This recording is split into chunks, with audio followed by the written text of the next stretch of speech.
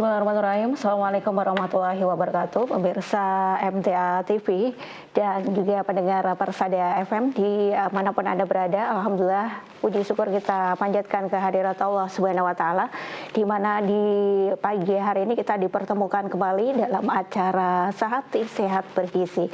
Dan pagi hari ini bersama saya Istal Taskia di sini akan menemani Anda hingga nanti kebersamaan kita 60 menit ke depan.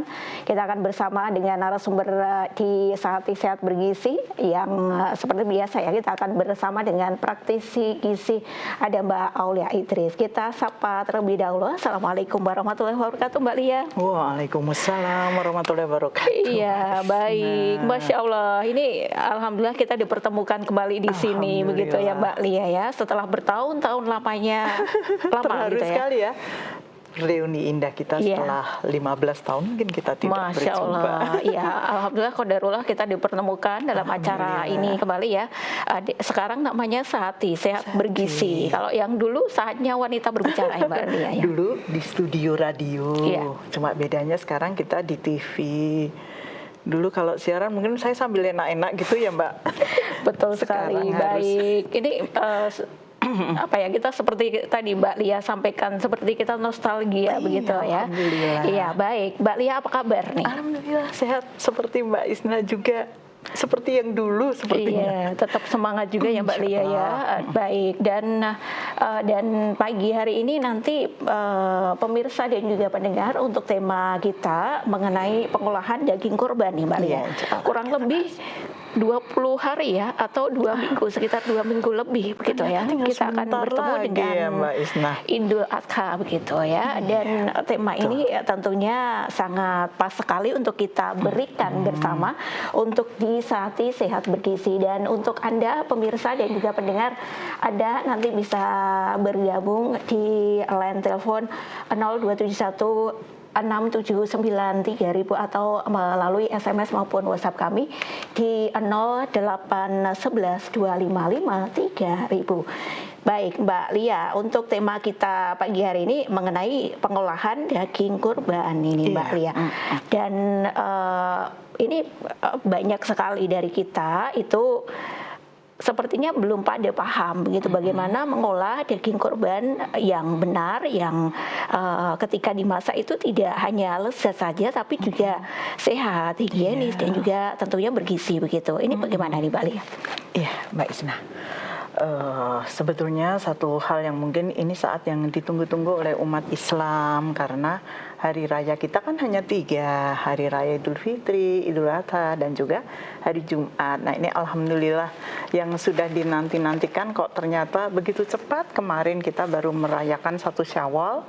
Sekarang sudah tiba saatnya kita dikenal dengan Lebaran Haji.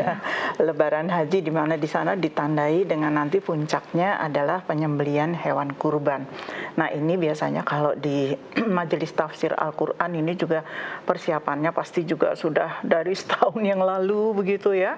Bagaimana tim semua menyiapkan, kemudian yang akan kurban harus bagaimana, kemudian apa yang harus kita lakukan. Nah sebagian orang itu mungkin menganggap bahwa hari makan-makan gitu ya, hari makan-makan atau hari pesta ya bolehlah setahun sekali. Cuma di sini memang perlu kita pelajari bersama bahwa yang namanya kurban itu artinya kita tetap dalam pengendalian. Ini kan bagian dari ibadah. Betul. Jangan mengutamakan makannya, jangan mengutamakan pesta-pestanya, tapi tetap nomor 1 kita dahulukan dulu ibadah itu maknanya apa, begitu ya. Kita memaknai di sana ada Nabi Ibrahim, kemudian bagaimana Nabi Ismail, bagaimana perjuangan ketika harus menyembelih atas perintah Allah, seorang anak harus dipersembahkan dan Allah menggantikannya dengan hewan kurban ya, kambing gibas yang sangat gemuk dan segar. Dan ini tentunya akan menjadi hikmah makna bagi kita semua, makna dari kurban yang sebetulnya Allah tidak pernah meminta apapun dari kita kecuali kurban ya, hanya satu kali. Makanya kita sempat-sempatin hari ini kita persiapkan semampu kita ya, kalaupun tidak jangan kecil hati, insya Allah dulu Rasulullah juga sudah berkurban untuk semua umatnya begitu ya. Nah ini sebetulnya kalau dari sisi gizi begitu ya, ada kelompok daging merah, daging putih, kemudian kelompok ikan. Nah dari sisi gizinya, kelompok daging yang merah ini merupakan unsur sumber Fe atau besi yang gunanya juga dari unsur gizi ini akan sangat berguna untuk kita, Mbak. Jadi karena ya mungkin bagi masyarakat tertentu, bagi masyarakat kita secara umum aja daging merah ini kan agak mahal ya, agak mahal. Jadi kalaupun tidak bisa memenuhi dari daging merah, kita bisa memenuhi paling minim dengan telur ya, protein setara telur, bahwa di dalam daging itu terdapat protein. Nah, berapa standar gizi yang ditentukan untuk daging atau protein itu? Kalau untuk manusia biasa begitu ada di kisaran 1,5 gram per kilogram berat badan per hari. Tapi kalau pada wanita hamil, menyusui, pada kondisi fisiologis khusus ketika seseorang itu mungkin baru penyembuhan dari sakit atau karena sakit tertentu, konsumsi protein harus ditambah. Nah, ini misalnya kalau kita berat badannya sekarang 50 kg, berapa kebutuhan protein? Kebutuhan proteinnya sehari adalah antara 1 sampai 1,5. Kalau 1 gram per kilogram berat badan berarti kita per hari hanya butuh 50 sampai 75 gram dagingnya per hari. Dia masih makan tahu tempe, mungkin ada telur juga. Jadi daging hanya segitu kita boleh. Oh, kadang orang ternyata cuman segitu ya, 50 sampai 75 gram dalam kondisi normal gitu ya. Tapi untuk balita itu bisa lebih tinggi kebutuhannya karena dia kan lagi pertumbuhan. Nah, itu untuk kecerdasan otak, stamina tubuh. Perbanyak konsumsi protein. Dari apa? Kalaupun kita nggak bisa penuhi daging, bisa digantikan dengan telur. Iya, kalau anak-anak itu maksimal berapa nih Mbak Lia? Ya, untuk anak-anak sama kita tetap 1 sampai 2 gram per kilogram berat badan per hari. Mereka jatuhnya kecil kan, bobotnya masih sedikit. Anak-anak itu paling di kisaran 10 kilo, paling tinggi sudah nanti di sekitar 20 kilogram gitu ya. Itu akan kita sesuaikan. Nah, kadang-kadang ada banyak pihak yang mungkin ya mohon maaf namanya juga pesta ya, kadang-kadang udah pagi nanti makan sudah bikin sate, mungkin siangnya makan tongseng, satenya lanjut lagi, entah sehari itu sudah berapa gram. Nah, endingnya nanti setelah Idul Adha ini kan terjadi beberapa hari, tumbanglah kita karena sakit, mungkin dari kolesterol, karena terlalu berlebihan tadi ya. Betul, padahal dalam Islam kita kan nggak boleh berlebihan, Mbak. Jadi boleh, kalaupun boleh kita misalnya ada daging kurban 1 kilo, ya jangan dihabiskan 1 kilo untuk dikonsumsi 1 kali makan. Kita bisa bagi-bagi, misalnya, satu rumah itu ada 5 anggota keluarga, maka kita hitung sekitar 75 gram kali 5 orang. Jatuhnya per hari itu mungkin nggak sampai di 300 sampai 400 gram. Jadi daging yang 1 kilo dibagi tadi, mungkin kita bisa olah aneka olahan, kemudian kita bagi-bagi, kita simpan. Nah, simpannya di mana? Nanti kita simpan di freezer. Apakah langsung masuk freezer? Tidak. Ternyata nanti kita akan belajar. Pertama kita terima dagingnya harus diapakan ya. Nah, ini kita akan pelajari bersama-sama, Mbak Isna. Penyimpanan begitu ya, baik. Dan silakan nanti untuk pemirsa dan juga pendengar yang ingin bergabung ya, ingin menanyakan bagaimana cara pengolahan termasuk penyimpanan daging kurban nanti, Anda bisa bergabung di line telepon kami 02716793.000 atau melalui SMS maupun WhatsApp kami di 08112553.000. Iya, kita lanjutkan kembali obrolan kita nih, Mbak Lia. Tadi untuk batasan sendiri tergantung dari berat badan begitu. Apakah dari usianya sendiri itu juga ikut menentukan nih, Mbak? Iya, makanya itu tadi dari kondisi fisiologis khusus ya. Jadi misalnya untuk anak yang baru tumbuh itu juga hitungannya tadi beda, bisa per 2 gram per kilogram berat badan. ibu hamil. Ya, ibu hamil misalnya ibu-ibu nih umurnya berat badannya ada di 50 kg. Maka dia kebutuhan proteinnya itu bisa di kisaran 75 sampai 100, misalnya 1,5 gram sampai 2 gram kita tambah itu bisa sampai 100 gram per hari. Nah, kalau 100 gram itu seberapa? Yang biasa masak rendang, misalnya beli daging, nanti kita akan ngomong ke pedagang, Pak, beli daging sekilo, tolong dipotong 20. Biasanya kita udah ngomong begitu ya. Atau misalnya yang biasa punya usaha catering, itu standar porsi per masing-masing orang ada di kisaran 50 gram sampai 75 gram.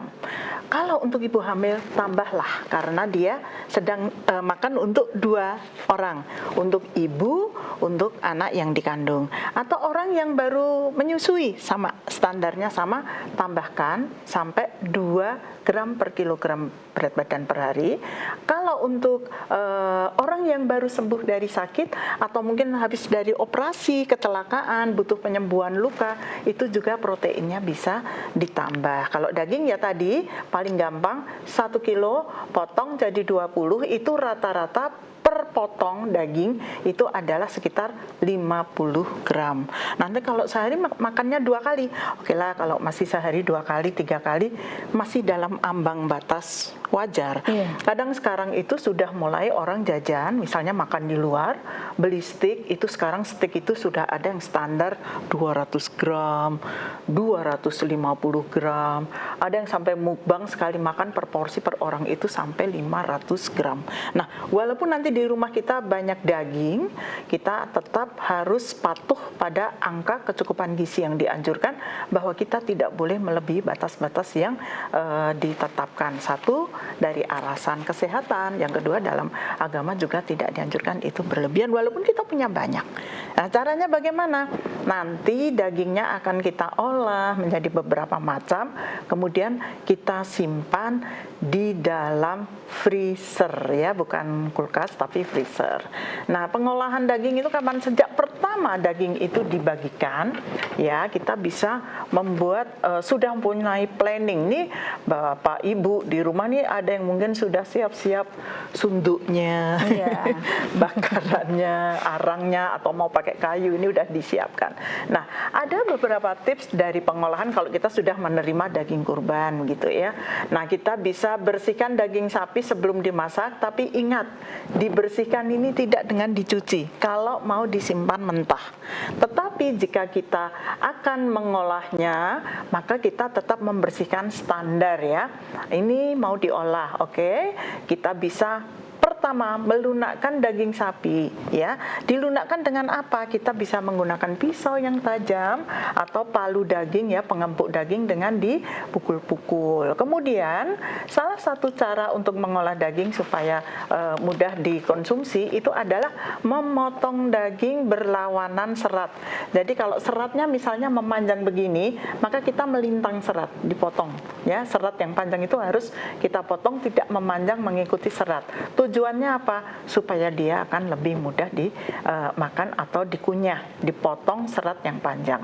Kemudian memasak daging sapi secara perlahan. Nah, ini biasa yang dikenal dengan istilah presto ya, dengan tekanan tinggi, memasak dengan waktu yang lama, atau Bapak Ibu hanya dengan mengandalkan panci biasa dimasak dengan waktu yang lama.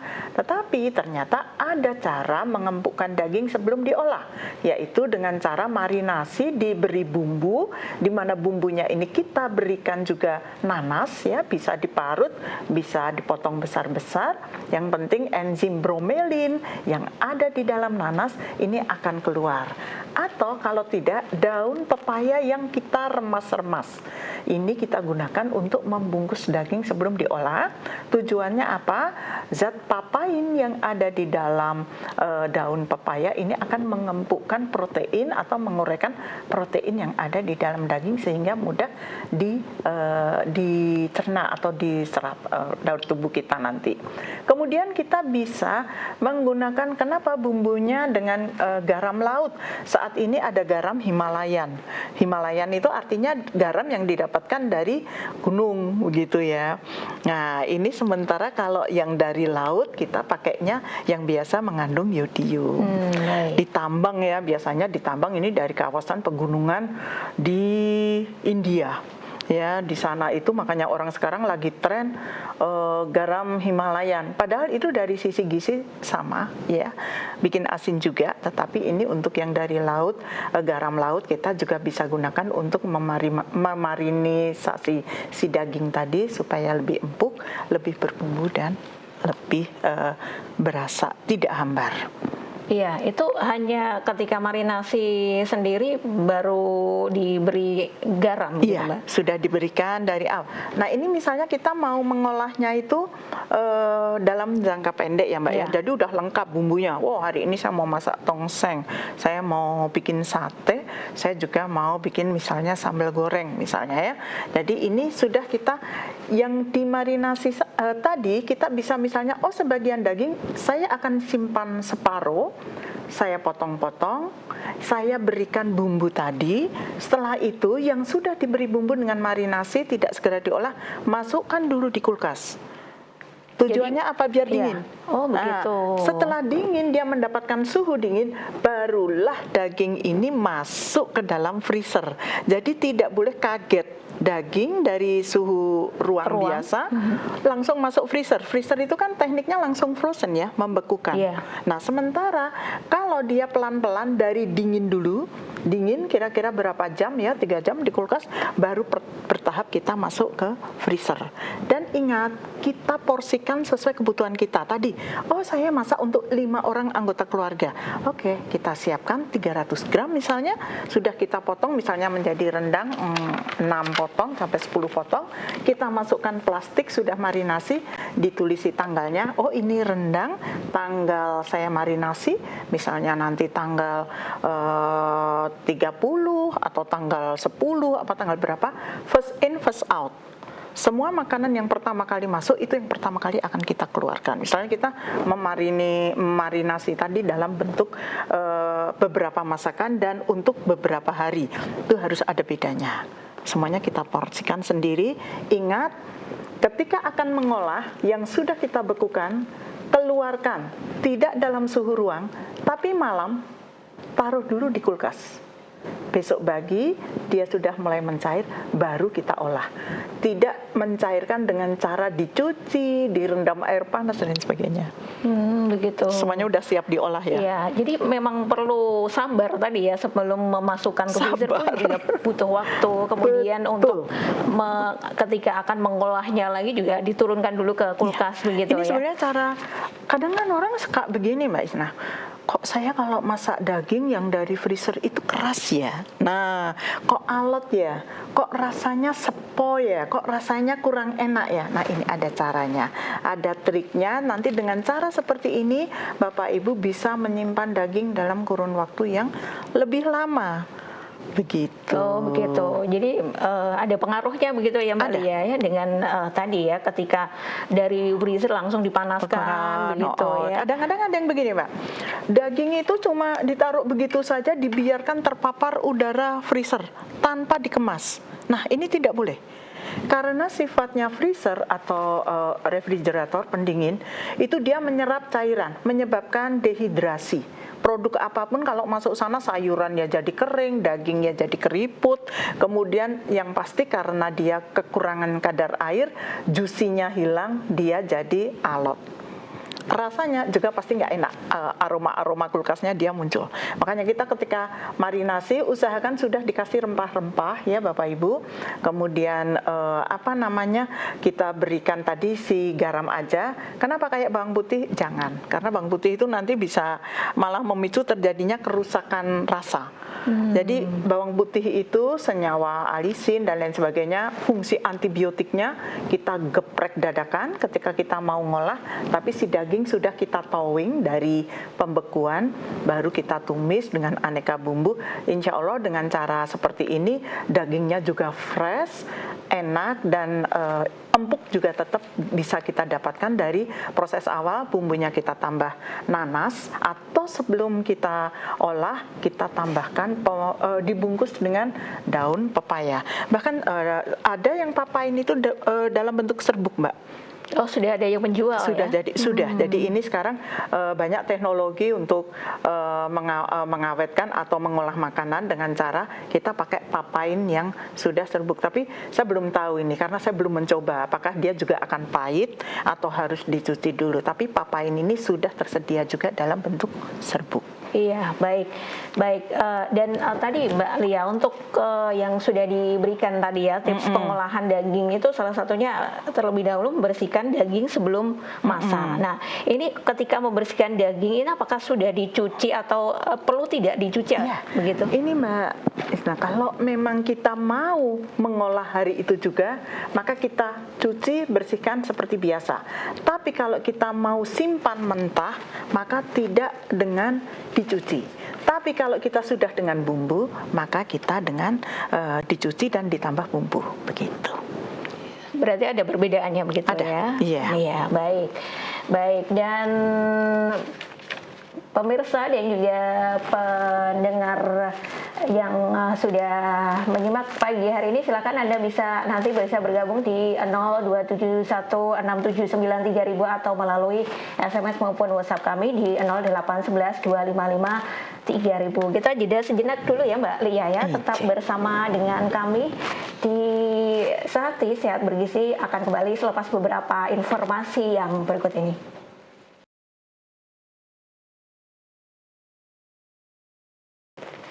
Ya, dan baik pemirsa MTA TV dan juga pendengar Parsadia FM yang masih bersama dengan kami di Sehati Sehat Bergizi, dan kita masih bersama dengan narasumber kita, ada Mbak Aulia Idris ya. Di sesi yang pertama tadi kita sudah membahas mengenai tips pengolahan daging kurban begitu ya. Dan untuk Anda pemirsa dan juga pendengar, Anda bisa bergabung di line telepon kami 02716793000 atau melalui SMS maupun WhatsApp kami di 08112553000.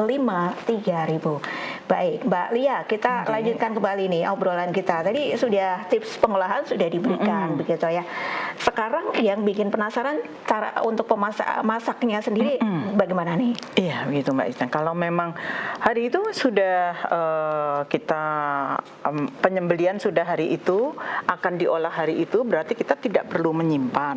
Nah, kita sudah persiapkan saja aneka bumbu. Nah, ini biasanya kalau daging kurban itu salah satu pengolahannya atau penanganan hewan kurbannya itu tidak seperti layaknya ketika di tempat penyembelian atau jagal. Kalau di jagal itu ada jamnya, timingnya ya. Jadi fase sembelih, kemudian ada fase rigor mortis ketika daging itu menjadi kaku misalnya. Setelah itu dia menjadi layu. Nah, ketika layu itu dilayukan si daging itu, tidak langsung dikonsumsi. Biasanya ada butuh waktu ya dari jagal itu beberapa jam, dan biasanya daging sembelihan itu tadi setelah dikuliti dan lain sebagainya akan digantung, dicantol-cantol, biasanya kan begitu ya. Itu fungsinya apa? Itu adalah fungsi curing atau mengetus ya, meniriskan cairan pada hewan sembelihan tadi. Nah, pada penyembelihan hewan kurban itu tidak ada. Biasanya setelah dipotong, dikuliti, dibagi, langsung diporsikan untuk disalurkan. Nah, hal ini tentu saja menyebabkan apa? Hewan yang digantung tadi kan netes ya, darahnya banyak. Ini mengurangi terjadinya potensi amis. Oh, begitu. Aroma daging yang bau sapi misalnya begitu ya, itu bisa kita minimalisasi ketika kita penanganan di penjagalan. Tetapi ketika kita sedang kurban, biasanya faktor ini tidak dilaksanakan. Kan curing itu juga agak lama, meniriskan itu berjam-jam sampai darah dari daging tadi atus, setelah itu baru dijual di pasar. Nah, pada kondisi ini biasanya daging juga lebih kering. Daging lebih kering karena cairan darah dan lain sebagainya sudah mulai berkurang.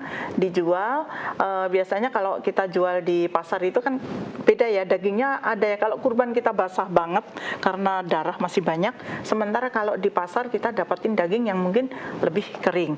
Nah, ini akan berpengaruh pada rasa daging yang akan kita olah.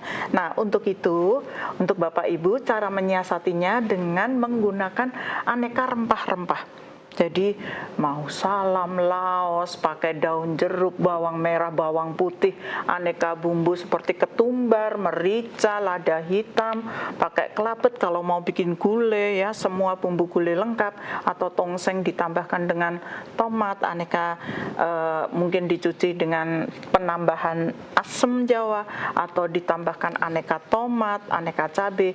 Rempah-rempah aneka rasa ini adalah salah satu upaya selain memberikan aroma yang lebih enak, rasa makanan atau daging tadi lebih enak, juga mengatasi aroma kurang enak dari daging.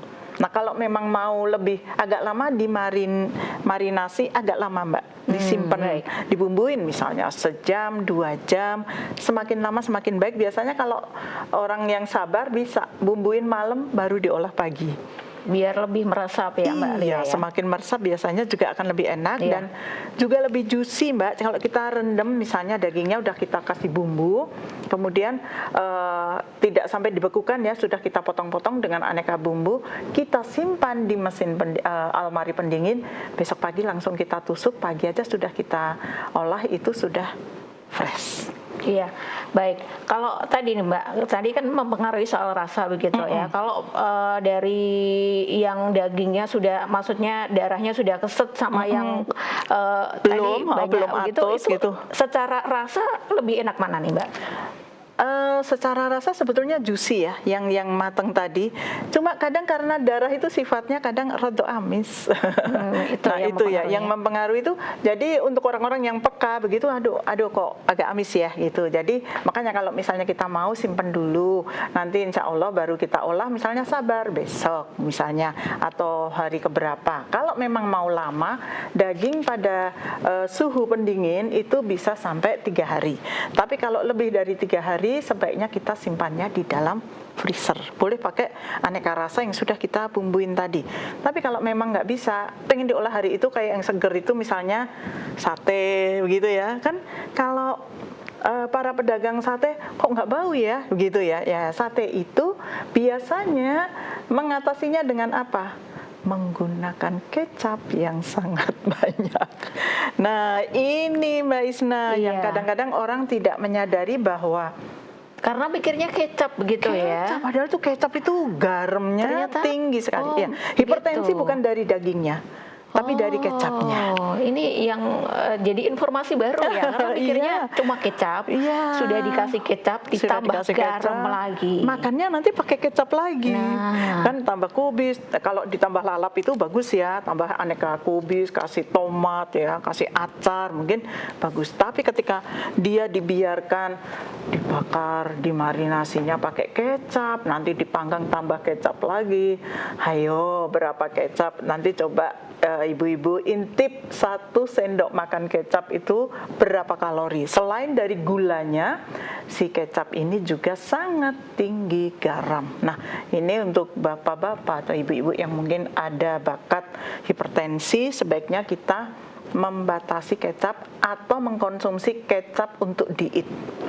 Nah, kan ada kecap untuk diet, tapi kalau memang mahal, kecap diet itu mahal, ya udah lebih baik kita pantang atau mengurangi aja. Kita bisa dari bawang putih, merica, kemudian ini tips saya nggak kurang menyukai kecap, biasanya saya mengatasinya dengan aneka bumbu, hanya bawang putih dan merica, kemudian saya marinasi pakai asam Jawa yang banyak. Dah, itu nanti hanya di grill sebentar, dagingnya lebih juicy, rasanya tidak ada nuansa manis-manisnya, tapi kita tetap bisa menikmati tanpa harus mengkonsumsi garam terlalu tinggi. Iya, jadi tidak menggunakan kecap pun tidak masalah ya Mbak ya, bisa enak-enak aja. Harus melatih gitu loh, karena itu kayak habit ya Mbak ya, satu kebiasaan gitu. Betul. Orang ada yang suka banget makan kecap, tapi ada juga orang yang bisa hidup tanpa kecap. Ya, memang harus dibiasakan lidah Ya, itu ketika kurangi sudah dikit-dikit. terbiasa dengan yang bumbu-bumbunya Yang terlalu tajam, tajam, kemudian yang garamnya lebih terlalu banyak tinggi. gitu. Iya. Tapi ketika sudah dibiasakan mulai pelan-pelan dikurangi, Betul. akhirnya bisa terbiasa begitu Iya, ya, Mbak ada Lia, di ya? Itmayo, Mbak. Di Itmayo tuh betul-betul makan tanpa bumbu. Jadi membiasakan raw food. Jadi kalau makan labu siam dikukus, lalap kubis dan lain sebagainya itu. Jadi dari misalnya orang yang hipertensi, karena biasanya setelah Idul Adha itu pasien hipertensi tinggi sekali, sama pasien kolesterol itu biasanya meledak, jumlah pasiennya akan banyak sekali karena pola makan yang hanya beberapa hari tadi.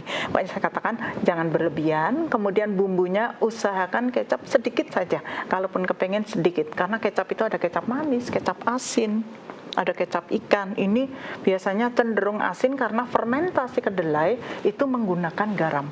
Nah, garam inilah yang juga akan dominan, akan mendongkrak tensi pada pasien-pasien tertentu. Bahkan nanti kalau misalnya yang kita olah bukan daging tapi lemaknya, nah ini kita juga harus siap-siap. Pokoknya cek darah, makannya dibatasi, tidak berlebihan, dan kecapnya juga dibatasi. Insya Allah semuanya aman. Iya. Jadi kalau kecap manis sendiri, apakah memang kandungan garamnya juga termasuk tinggi? Iya, nih? sangat tinggi sekali itu. Karena dari sekian kita misalnya lihat resep cara mengolah kecap gitu ya.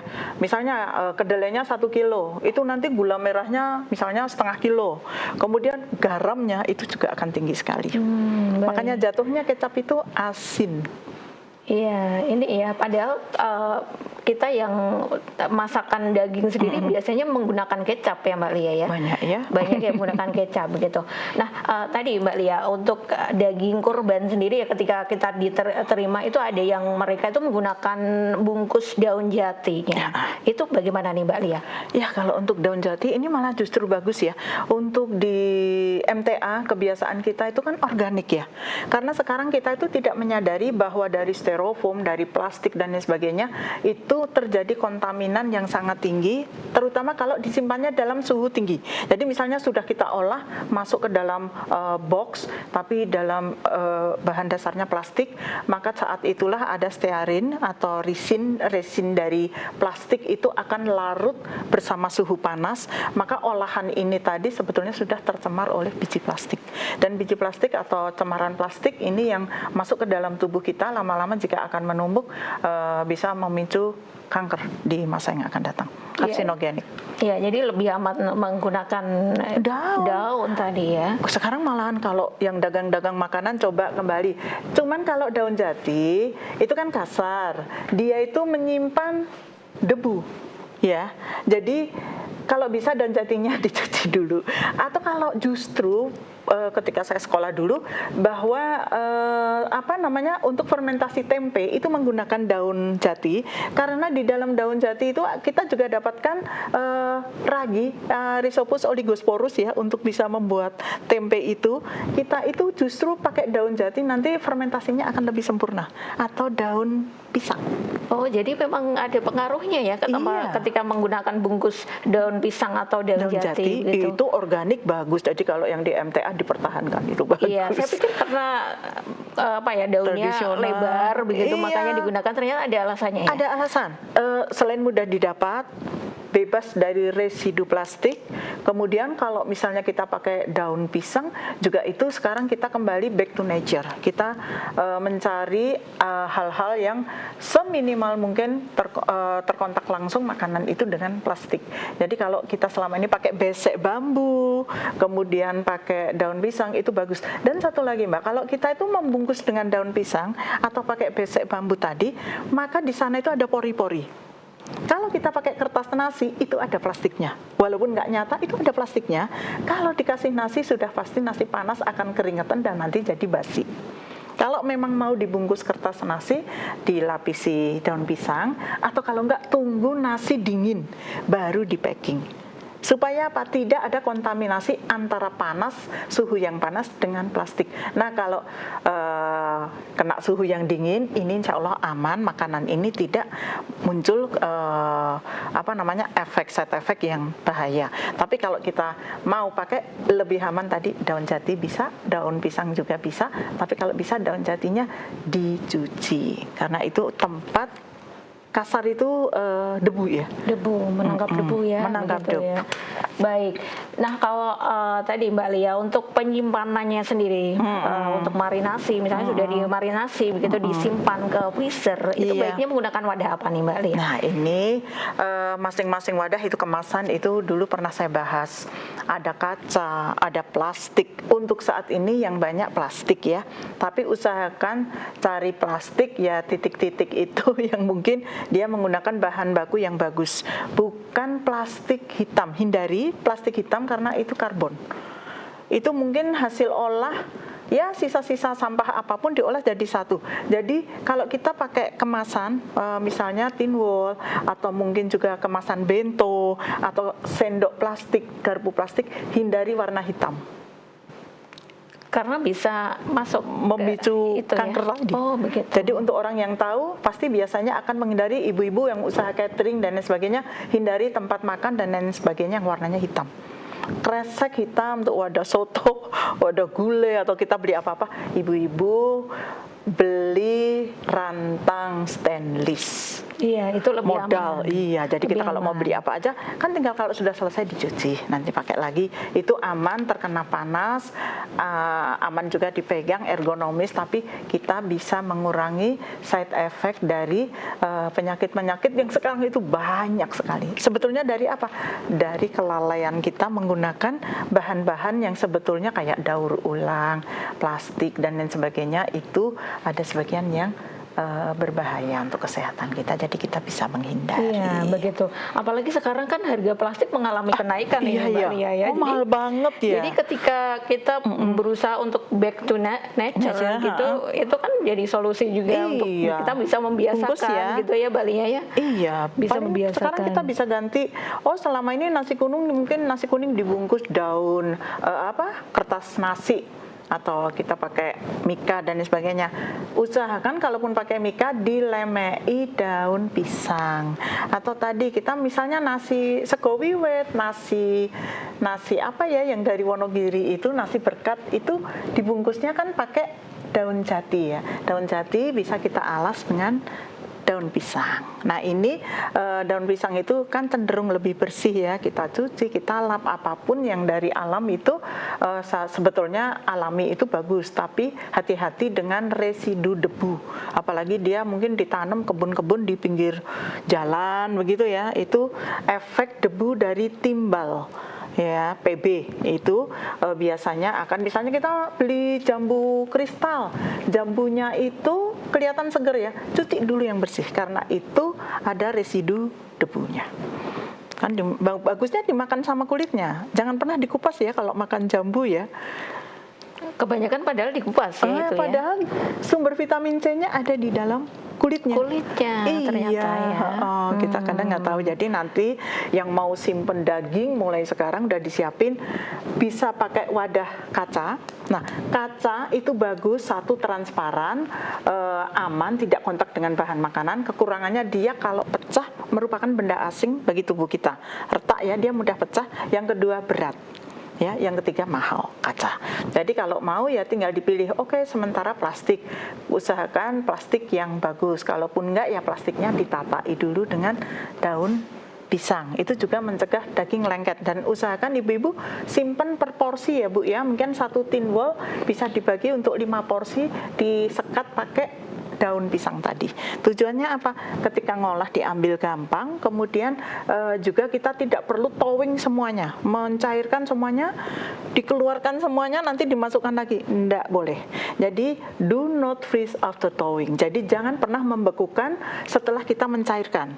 Karena semua yang sudah dicairkan itu artinya dia sudah terpapar oleh bakteri.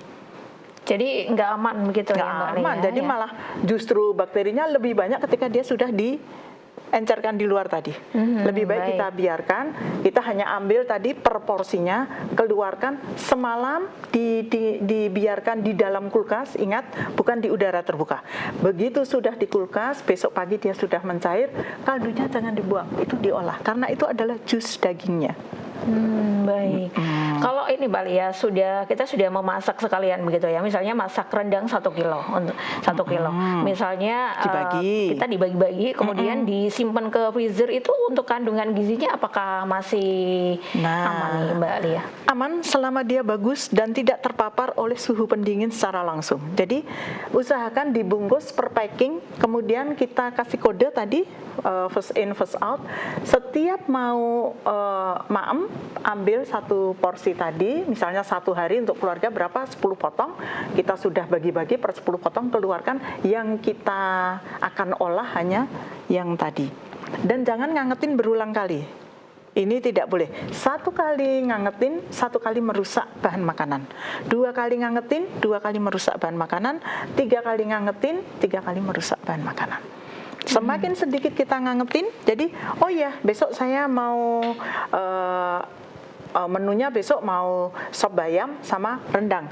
Rendangnya kita keluarkan malam ini, yang akan diolah untuk makan siang kita panasin, kita siapkan yang 5. Nanti yang 5 akan dipanasin lagi nanti sore ketika kita akan makan malam. Sifatnya dadakan aja 1 kali. Iya, itu malah pasti lebih resep, lebih aman, gizinya bisa dipertahankan karena tidak mengolah berkali-kali, dan insya Allah dengan rasa pun tidak, selama dia tidak terpapar, tidak kering, kena suhu pendingin secara langsung, maka dia aman. Disimpan rapat di dalam freezer. Iya, kalau sudah dimasak seperti itu, sudah disimpan ke freezer sendiri, ketika kita akan mengolahnya itu juga ini Mbak Lia, apakah diturunkan ke kulkasnya dulu begitu? Sama. Jadi kita hanya thawing atau mengencerkan semua bahan makanan itu di dalam kulkas. Kenapa tidak di udara terbuka? Udara terbuka itu sangat banyak bakteri-bakteri pembusuk yang ada di udara sekitar kita. Jadi sekali dipaparkan maka dia akan terkena kemungkinan terjadinya pembusukan, kerusakan makanan. Nah ini juga berlaku untuk dapur-dapur MBG ya. Tidak boleh sembarangan memorsikan karena itu ada jam khusus. Masakan akan rusak, tidak boleh lebih dari 4 jam misalnya. Jadi kita harus sudah cepat banget. Begitu. Kadang-kadang ya kita nggak menyadari kerusakan itu dari mana, ya itu dari udara. Kemudian kita harus pakai masker ya. Ini tujuannya takutnya percikan dari kita ketika bicara dan sebagainya itu mengkontaminasi makanan yang ada di sekitar kita. Kecuali makanan itu sudah terbungkus plastik atau sudah di packing tertutup. Tapi kalau makanan terbuka itu bahaya. Makanya kalau sudah di dapur tidak boleh terlalu banyak bicara. Kemudian mulut selalu tertutup, itu adalah standar sanitasi kita. Ibu rumah tangga, iya sama. Ibu rumah tangga di rumah juga tetap harus sama begitu ya. Selalu pakai celemek. Itu tujuannya juga keselamatan kerja, mencegah kalau kita goreng-goreng gitu tidak terkena cipratan minyak, cipratan air panas gitu ya. Jadi yang namanya celemek itu bukan untuk gaya-gayaan, bukan. Itu adalah keselamatan dan kesehatan kerja, sanitasi juga, dan rambut ini harus selalu ditutup. Itu kan selalu pakai karpus ya, pakai topi. Tujuannya apa? Karena rambut ini juga merupakan sumber kontaminan. Bahkan kita kalau misalnya sampai makan di restoran misalnya ada rambut, ini bisa jadi komplain yang bisa menjatuhkan institusi makan tersebut. Jadi hati-hati dengan masalah rambut. Kita mulai dari rumah tangga kita, semuanya kita jaga, safe, aman. Insya Allah nanti kita olah juga seperti untuk daging, mau apa aja tuh nanti bisa jadi lebih awet. Iya, baik Mbak Lia, tidak terasa nih kebersamaan kita sudah hampir di penghujung waktu nih Mbak Lia. Sebelum diakhiri ada hal mungkin yang ingin dipesankan oleh Mbak Lia terkait tema kita pagi hari ini. Silakan Mbak Lia. Baik Mbak Isna, terima kasih. Insya Allah kita belajar bersama-sama dengan cara teknik pengolahan yang tepat. Kita tetap bisa memanfaatkan daging sebagai sumber protein dengan baik. Kemudian juga kita tetap bisa melaksanakan ibadah kurban ini dengan khusyuk, tetapi kita juga tidak berlebihan, tetap menjaga standar porsi yang ditentukan, dan mudah-mudahan kita juga bisa menjaga diri untuk tidak menghabiskan semuanya dalam sekali makan. Masih ada banyak waktu, bisa disimpan untuk waktu yang panjang kalau memang kita pinter cara memanagenya, menyimpannya. Insya Allah nanti daging kurban itu bisa untuk awet. Jangan dihabiskan untuk satu kali makan, pesan saya cuma itu. Ya, tetap dibatasi begitu Dijaga, ya Mbak iya. Lia ya. Baik, terima kasih Mbak Lia. Nanti Terima kasih, insya Allah Mbak kita Isna. lanjutkan obrolan Insya kita Allah masih ada kesempatan di 2 lagi. pekan mendatang. Insya Insya Allah ya Mbak Lia ya. Sehat selalu untuk Mbak Lia dan Amin, sukses Mbak Isna. juga. Assalamualaikum warahmatullahi wabarakatuh. Waalaikumsalam warahmatullahi wabarakatuh.